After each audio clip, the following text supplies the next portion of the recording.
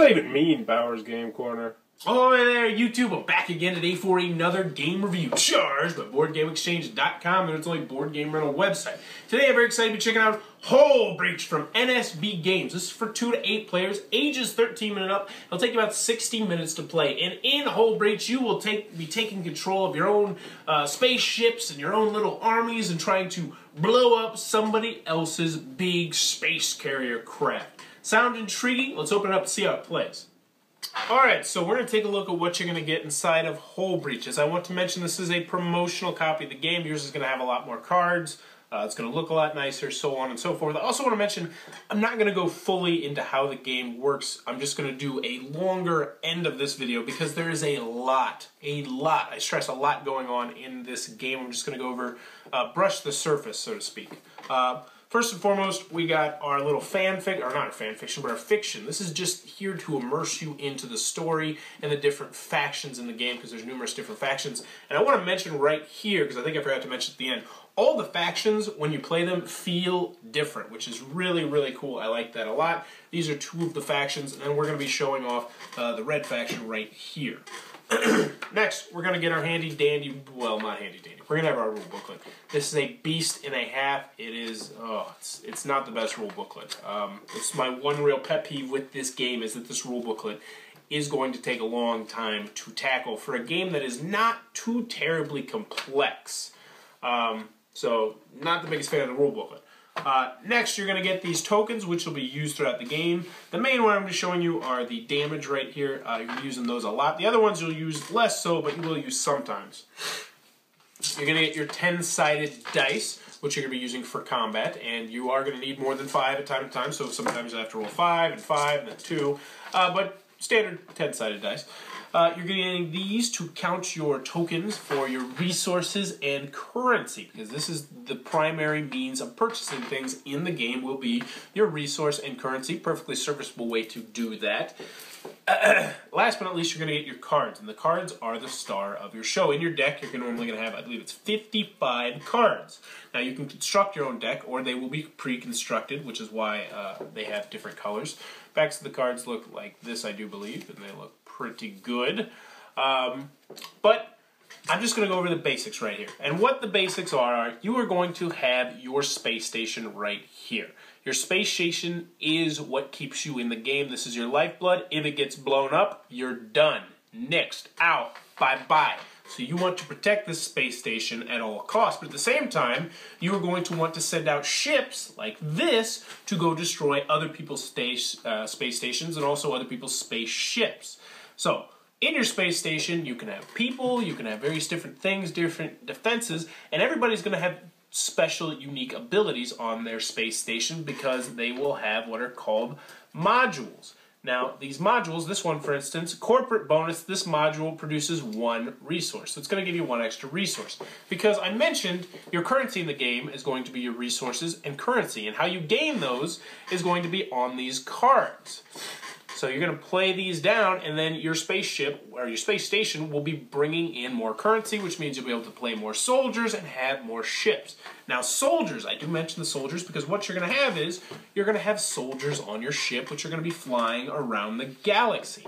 But the thing is, people aren't going to know what your soldiers' special abilities are most of the time, so you're going to hide that, and you're only going to use that, because obviously if you're in a spaceship, the soldier's not going to do much, but what's going to happen is sometimes you're going to board other people's spaceships. So when you do that, then it goes from being a space battle to being a person versus person battle. Very, very cool concept. I really do like that. And when you get to that, there's going to be various different symbols down here. I'm not going to go over all of them, but you'll have different amounts of health, different amounts of armor, different amounts of dice you roll. So this one's going to roll 7 dice. This guy is a beast and a half. He's going to be rolling 7 of these dice, shooting at you, boo, boo, boo, trying to kill you. But obviously, he's much more powerful against people than he is against spaceships. So you're going to have to balance out where your powerful people are and what spaceships, because if your spaceship blows up and you don't get to use this guy, guess what? Tough cookies. He's dead. But you're going to be going around fighting in space, trying to blow up other people's battle stations. You can retreat, you can battle, you can wound people, there's repairs. One really important thing I want to mention, what will make their a pretty difficult. I hope they actually come out with a little rule card that'll help you with this. There is a lot of terminology in this game, a lot of things that you need to remember, buzzwords, so to speak, where the first time you play them, you're not going to know exactly what they mean. There's like regimented people, and there's Alpha Strike, Annihilate, Escort, Hidden. There's Jammer X, Overload. There's a lot of buzzwords that you're going to need to remember, and I honestly played this 4 or 5 times, and I don't remember half of them, but just because, you know, some of them they're not all used on various different cards. You just have to remember, and you're going to have to keep going back to the rule booklet, which is a pet peeve. But that being said, that's generally what you're going to be doing. Is Hull Breach is defending your space station, sending out spaceships to fight people, boo, boo, boo, steal their spaceships, and blow up their space station. And that, in a very, very quick nutshell, is how Hull Breach is played. Alright, Hull Breach from NSB Games. What are my final thoughts? Let's go over the pros, let's go over the cons. First, I want to start off and say this was a promotional copy of the game. I cannot say anything about the 4, 5, 6, 7, or 8 player versions of the game because we only had 3 decks, so we played 2 and 3 player games.